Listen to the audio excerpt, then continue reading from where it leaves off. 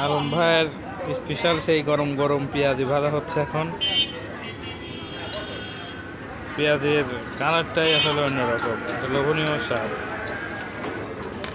কিসের বক্সিপুর আর কিসের শিবপুর, সুধনাগরের স্পেশাল পেঁয়াজি বড়া আলম ভাইয়ের। আর জাহাঙ্গীর মার্কেটের সামনে আলু, সিঙ্গারা, ধনেপাতা, তারপরে লাড্ডু, পুরি, বেগুনের চপ, সব কিছুই আছে।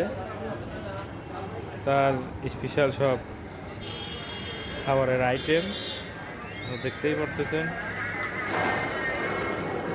আর কড়াইতে এখন পেঁয়াজও আছে। আমাদের সে বিখ্যাত আলম ভাই তার কাজে ব্যস্ত। পরে তো মরে কি 1 সেকেন্ড